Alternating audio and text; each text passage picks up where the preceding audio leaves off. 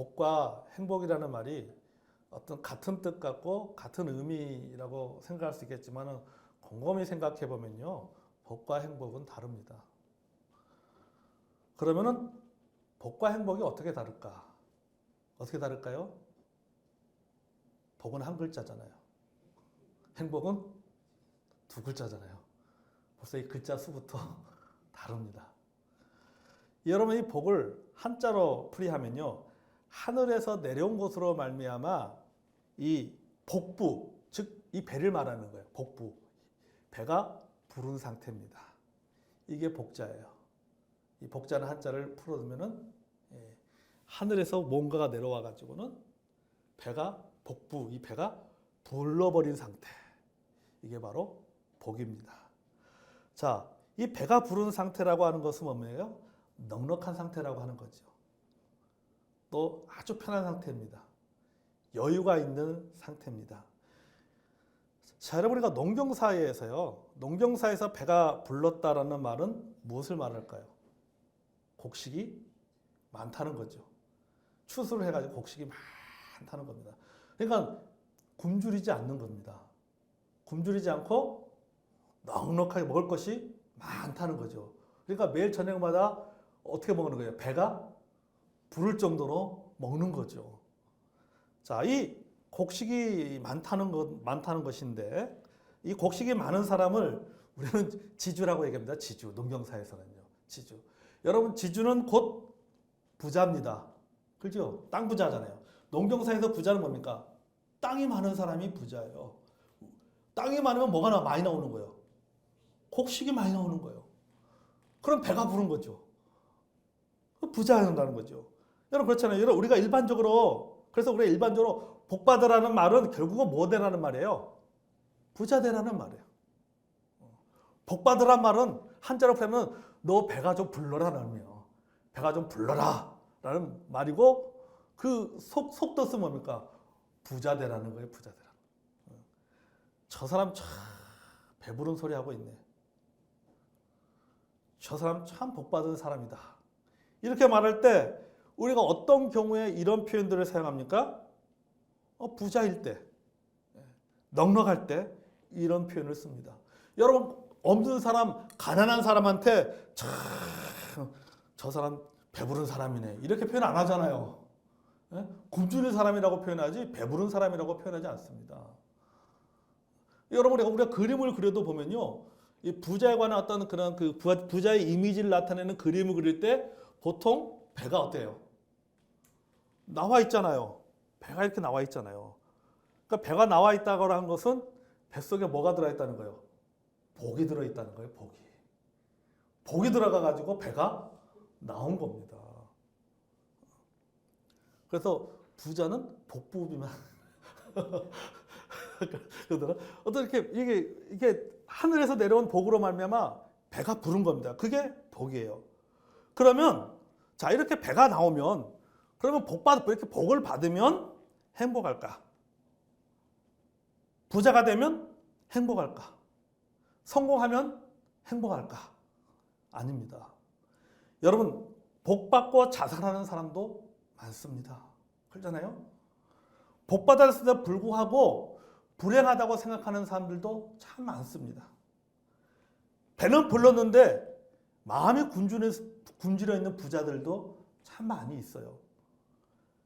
여러분 복 때문에 인생 망친 사람도 많습니다. 복 때문에 가정이 깨어지고 형제간의 원수지간 되는 일도 허다합니다. 우리 주변에서 그런 얘기 많이 듣잖아요. 참 우리가 볼 때는 복 받은 사람인데 그의 인생은 보면 어떻습니까? 참 불쌍한 인생이란 말이죠. 복 받은 것 때문에 결국 사람과 관계 다 끊어지고 형제지간에 서로 원수지간 되고 그럼 막 결국에는 인생 비참하게 끝나는 사람들도 참 많은 거예요. 그런 거 볼 때 보면 이게 복 받았다고 해서 행복한 것은 아니구나. 복과 행복은 같은 것이 아니라 복과 행복은 별개의 문제라고 하는 것입니다. 여러분 복 받았다고 다 행복한 것은 아닙니다. 대부분의 선진국들은요 복 받은 나라입니다. 일반적으로 말하면 복 받은 나라죠. 부자 나라잖아요. 잘 살잖아요. 우리나라는요 세계 10위의 경제 대국입니다. 우리나라가. 그런데 행복지수는 보면요, 하위권이에요, 하위권. 경제 수준은 10위 안에 들어있는데 사람들의 어떤 삶의 질이라든지 사람들이 느끼는, 국민들이 느끼는 행복지수는요, 하위권이 하위권. 동남아 지역의 여러 우리보다 못 사는 나라보다도 행복지수가 더 낮아요. 이 여론기관인 한국갤럽이요, 2019년 6월 25일부터 27일까지, 최근이죠. 6월 25일부터 27일까지 전국 성인 1,003명을 대상으로요, 몇 억 정도의 돈을 가진 사람을 부자라고 할 수 있는지에서 물었습니다. 올 6월에 물은 겁니다. 도대체 돈을 얼마를 갖고 있어야, 몇 억을 가졌어야 부자라고 말할 수 있는가? 자, 여러분이 부자인가 부자가 아닌가 생각해 보십시오.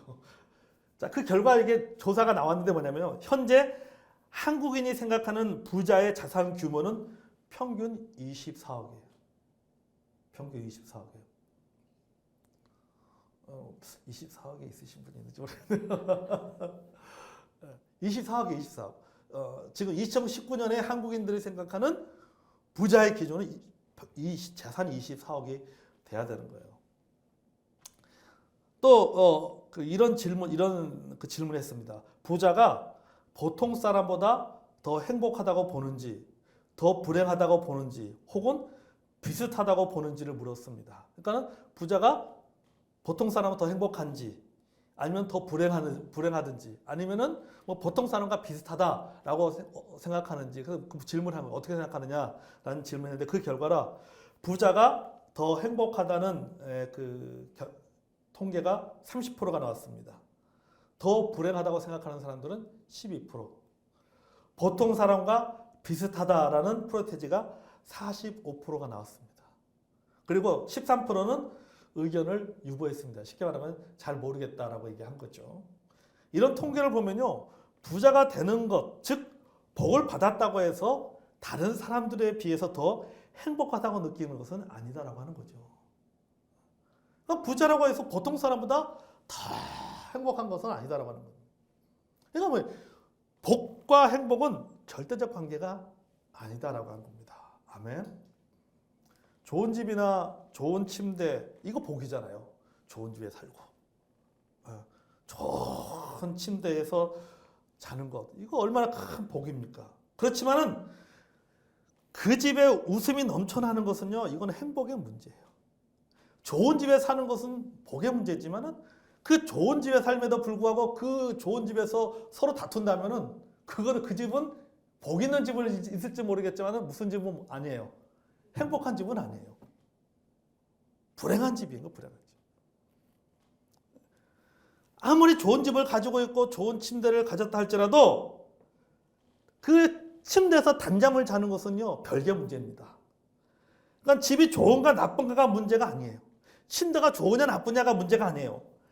어디서나 단잠을 잘 수 있다면은 그것은 뭡니까? 행복이에요, 행복. 행복이에요. 그러니까는 행복은 복과 상관이 없는 거예요. 복이 있어도 불행하게 살 수 있고, 복이 없어도 얼마든지 행복하게 살 수가 있다는 겁니다. 아멘. 여러분, 자식은 복입니다. 우리 그랬잖아요. 야, 자식은 복이라고 하잖아요. 하지만 자식 때문에 다 행복한 것은 아니잖아요. 그 자식으로 인해서 기쁨을 얻고 자녀들로부터 존경을 받는 것은 받을 수 있다면요, 그것은 행복에 속한 겁니다. 그런데 자녀 때문에 마음고생한다고 생각해 보십시오. 그걸 여러분 행복이라고 말할 수 있나요? 이거 행복이라고 말할 수가 없는 거예요. 자녀가 복이지만은 그 복이라고 생각하는 그 자녀가 부모에게 행복을 주지 않을 수도 있어요. 불행을 가져다 줄 수도 있다라고 하는 겁니다. 여러분, 본문 15절을 보겠습니다. 고난받는 자는 그날이 다 더 험악하나 마음이 즐거운 자는 항상 뭐한다? 잔치하느니라. 이렇게 말씀하고 있어요. 새번역 성경은 이렇게 번역했습니다. 고난받는 사람에게는 모든 날이 다 불행한 날이지만 마음이 즐거운 사람에게는 모든 날이 잔치날이다 그랬어요.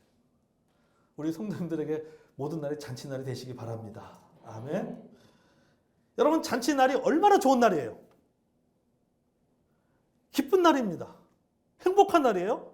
항상 잔치한다는 것은요, 요즘 말로 해서는요, 매일 파티를 한다는 것과 똑같은 거예요. 매일 파티하는 거예요.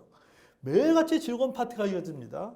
웃음이 넘쳐납니다. 사랑이 넘쳐납니다. 감사가 넘쳐납니다. 노래가 넘쳐납니다. 아니, 얼마나 많은 복을 받았으면, 얼마나 돈이 이렇게 넘쳐나면 매일매일 이렇게 파티할 수가 있겠습니까? 그런데 여러분, 돈이 많다고 해서 날마다 파티할 수 있는 게 아니잖아요.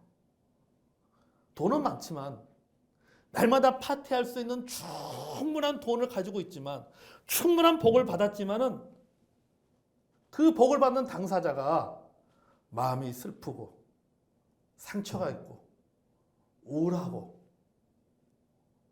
자기 자신이 불행하다고 생각하는데, 여러분 어떻게 파티를 할 수 있겠습니까?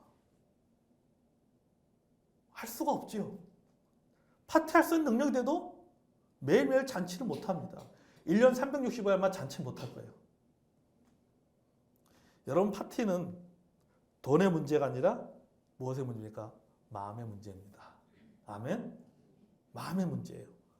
복이 문제가 아니라 마음의 문제라고 말하고 있는 것입니다. 잔치집은요, 음식의 문제가 아니라 마음의 문제예요.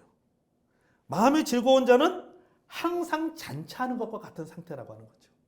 항상. 그러니까 매일매일 뭡니까? 내 안에서 뭐가 일어나는 거예요? 파티가 일어나는 거예요. 파티가 일어나는 거예요. 내 마음은 항상 즐거워요. 항상 히ጭ히ጭ 웃는 거죠. 뭐가 좋다고 저렇게 웃는지. 항상 웃는 겁니다. 근데 복을 받아도 마음에 즐거움이 없으면 행복할 수가 없어요. 하루하루가 험악한 날이고 고통스러운 날이 되는 것입니다. 마치 오늘 본문에 봤을 때는 고난받는 사람에게는 모든 날이 다 불행한 날인 것처럼, 그 사람에게는 마치 뭐와 같은 거예요? 그날이 고난받는 날이에요. 고난받는. 늘 하루하루가 늘 불행한 날인 거죠. 여러분, 그렇잖아요. 내 앞에 진수성찬이 펼쳐 있어도요, 마음이 불편하면 음식 맛을 모릅니다. 오히려 먹다가 뭐 해요? 체하는 거예요. 먹다가 체하는 거예요. 차라리 안 먹는 게 낫지. 그러나 마음이 즐거우면, 따라서요, 마음이 즐거우면 시락국도 꿀맛이다. 아멘? 마음이 즐거우면 여러분 시락도 꿀맛이에요. 그러니까 뭐예요? 음식의 문제가 아니라 뭐의 문제예요? 마음의 문제예요. 복 받아서 매일 저녁마다 소고기국 먹어도 마음이 불편하고 마음이 불행하다 느끼고 마음에 우울함이 있으면요, 이 사람에게 이 소고기국은요, 소고기국 맛이 나잖아요. 야, 그 한 숟가락 그냥 먹고 뭐합니까? 아, 입이 써서 이렇게 되는 거예요. 그런데 마음이 즐거우면 시락국을 먹어도 행복한 겁니다. 아멘? 매일매일 잔치하는 기분인 것이죠. 여러분, 우리가 항상 잔치하는 것과 같이 기쁘게 행복하게 살 수 있는 방법이 있습니다. 그게 뭐냐면요, 감사하는 겁니다. 아멘? 감사하는 거예요. 감사하는 사람의 마음은요, 즐겁습니다. 항상 싱글벙글해요. 항상 그 마음과 얼굴이 잔칫날에 잔칫날. 그래, 잔칫날에 여러분 잔치집에 가면은 기분 좋잖아요. 그러니까 항상 그 마음이 잔치집인 사람, 그 얼굴이 잔치집인 사람, 그 옆에 있는 사람도 덩달아 뭐 하는 거예요? 덩달아 기쁜 거예요. 덩달아 즐거운 거예요. 덩달아 잔치하는 날이 되는 것입니다. 여러분, 행복의 조건은요, 복이 아닙니다. 마음입니다. 아멘? 복이 없어도 즐거운 마음을 갖고 살아가는 사람은요, 행복하게 살 수가 있습니다. 아멘? 물론 우리가 복도 받고 행복하면 얼마나 좋겠습니까? 그죠? 하지만은 두 개를 선택해야 된다. 둘 중에 하나를 선택해야 돼. 우리는 뭘 선택해야 돼요? 행복을 선택해야 돼요. 근데 행복을 선택하면요, 복은 따라오게 돼 있어요. 복은 따라했어요. 자, 첫째는 복과 행복은 다르답니다. 복은 조건의 문제이고 행복은 마음의 문제입니다. 자, 둘째, 복은 돈이나 소유의 문제이고 행복은 믿음의 문제입니다. 아멘. 자, 16절을 보겠습니다. 자, 16절 또 같이 한번 읽어보세요. 시작. 가산이 적어도 여호와를 경외하는 것이 크게 부하고 번뇌하는 것보다 나으니라. 아멘. 자, 여기서 가산은 재산을 의미합니다. 오늘날 재산은 곧 돈입니다. 예나 지금이나 사람들은요, 돈을 복과 연관시켜서 생각합니다. 그러니까 돈은 곧 복이에요. 소유는 곧 복입니다. 돈을 많이 가지고 있어야 복 받은 것이라고 생각합니다. 맞죠? 돈이 많은 것은 복입니다. 그러나 돈과 행복은 별개의 문제입니다. 물론 어떤 사람은요, 돈이 없어서, 가진 것이 없어서 너무 불행하다고 생각하는 사람도 있습니다. 여러분, 우리가 돈을 목적으로 살지는 않지만 돈 때문에 일하는 것도 사실입니다. 그렇잖아요. 돈이 우리의 삶의 목적은 아니지만은 그래도 우리는 돈 때문에 일합니다. 직장 그만두고 싶어도 당장 다음 달 카드값 돌아오고 그러잖아요. 뭐 생활비 생활해야 되는데 뭐 어쩔 수 없이 목구멍에 포도청이라고 어떻게 해야 돼요? 먹고 살려면은 일해야 되잖아요. 돈의 목적이 아니 돈을 목적이 아니면 그래도 먹고 살려면 돈 벌어야 된다는 거죠. 사업하는 사람들이 사업을 때려치고 싶어도 빚 때문에 이자 걱정 때문에 실행에 옮기지 못합니다. 결국 다 뭐 때문이에요? 돈 때문에 돈 때문에. 돈 때문에 어쩔 수 없이 일해야 되고 돈 때문에 어쩔 수 없이 사업해야 되고 돈 때문에 어쩔 수 없이 나가야 됩니다.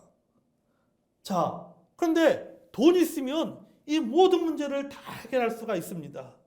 그리고 자유롭게 살 수 있습니다. 그런데 정말 그럴까? 돈이 있으면 모든 걸 다 해결할 수 있고 모든 얽매인 것에서 자유로워질 수 있는가? 정말 돈에서 자유롭다고 마음까지 편하게 살 수 있을까? 아닙니다. 돈 때문에 부부가 이혼합니다. 그렇죠? 돈 때문에 형제지간에 다툽니다. 돈 때문에 마음 상하는 일이 한두 가지가 아닙니다. 그냥 돈이 많다고 결코 행복한 것이 아니에요. 돈은 우리를 얽매게 합니다. 하나님보다 돈을 의지하게 만듭니다. 그러니까 돈이나 소유는요, 행복과 별개의 문제예요. 행복은 돈이나 소유에서 오는 것이 아닙니다. 만약에 행복이 돈에서 온다면요, 가장 행복한 사람들은 뭡니까? 부자들이에요. 최소한 몇 억 가지고 있는 사람? 24억을 가지고 있어요. 24억을 가지고 있어요. 하지만 여러분 그렇지 않잖아요.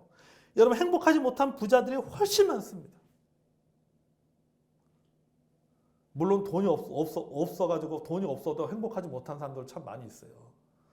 돈과 있고 없음에 상관없이 많고 적음에 상관없이 불행하다고 생각하는 사람들도 많이 있지만 행복하지 못한 사람들도 많이 있지만 반드시 모든 소유라든지 소유물이 또 돈이 우리에게 행복을 주는 것은 아니다라고 하는 겁니다. 오늘 본문에 보면 말했죠. 행복은 하나님을 경외하는 믿음에서 옵니다. 아멘. 돈에 있고 없음을 떠나 소유가 적으나 많으나 하나님을 경외하는 사람이 정말 행복한 사람입니다. 아멘. 오늘 본문에 그랬잖아요. 여호와를 경외하는 사람이 참 행복한 사람이에요. 저는 우리 성도 여러분들에게 이렇게 권면하고 싶습니다. 여러분 따라해 보십시오. 지질이 복은 없어도 행복한 사람이 되자. 아멘. 여러분 지질이 복은 없어도 행복한 사람이 되시기 바랍니다. 여러분 시편 128편을 볼까요? 우리 한번 찾아보겠습니다. 시편 128편.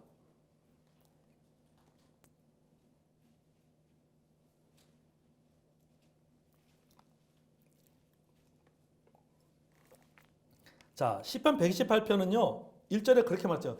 여호와를 경외하며 그의 길을 걷는 자마다 복이 있다고 하면서 하나님을 경외하는 사람이 누리는 행복에 대해서 지금 말하고 있습니다. 자, 우리 한번 같이 한번 1절부터 한번 읽어보겠습니다. 시작. 여호와를 경외하며 그 길을 걷는 자마다 복이 있도다. 네가 내 손이 수고한 대로 먹을 것이라. 네가 복되고 형통하리로다. 내 집 안방에 있는 내 아내는 결실한 포도나무 같으며 내 식탁에 둘러앉은 자식들은 어린 감람나무 같으리로다. 여호와를 경외하는 자는 이같이 복을 얻으리로다. 여호와께서 시온에서 내게 복을 주실지어다. 너는 평생에 예루살렘의 번영을 보며 내 자식의 자식을 볼지어다. 이스라엘에게 평강이 있을지로다. 아멘. 여러분, 이것이 바로 행복이 아닌가요? 이것이 바로 여호와를 경외하는 사람이, 여호와를 경외하는 가정이 받는 행복입니다. 아멘. 이게 진정한 복이에요. 이게 진정한 복이에요. 진정. 여러분, 어떻게 이렇게 될 수 있는가? 시편은 128편 말하고 있죠. 하나님을 경외하는 삶을 살 때 가능하다. 아멘. 소유의 많고 적음이 복이지만 행복은 아니에요. 행복은 뭐냐? 행복은 하나님을 경외하는 믿음에서 옵니다. 아멘. 그러니까 진짜 복받고 진짜 행복한 사람, 이런 사람일 것 같아요. 하나님으로부터 복받고 그 복을 가지고 여전히 하나님을 경외하는 사람, 그 사람이 진짜 행복한 사람이에요. 진짜 그 사람이 복이 있는 사람이에요. 저와 여러분이 진짜 복 있는 사람, 복을 가진 사람, 행복한 사람이 되었으면 좋겠습니다. 아멘. 자, 복과 행복은 다르다고 했습니다. 첫째, 복은 조건의 문제고 행복은 마음의 문제다. 둘째, 복은 돈의 문제 또는 소유의 문제이고 행복은 믿음의 문제다. 자, 셋째, 복은 생활의 문제이고 행복은 관계의 문제입니다. 자, 우리 보면 그 다음 볼까요?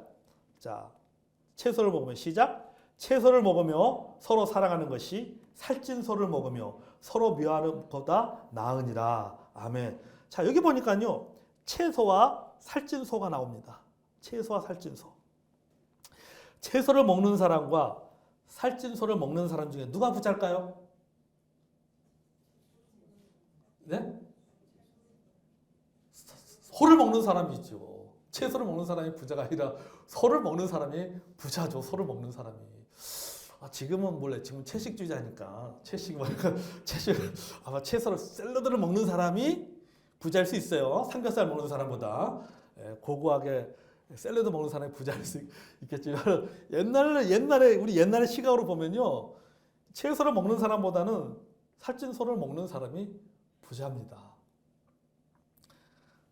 소를 먹을 정도면요, 의식주에 불편함이 없는 아주 넉넉한 사람이죠.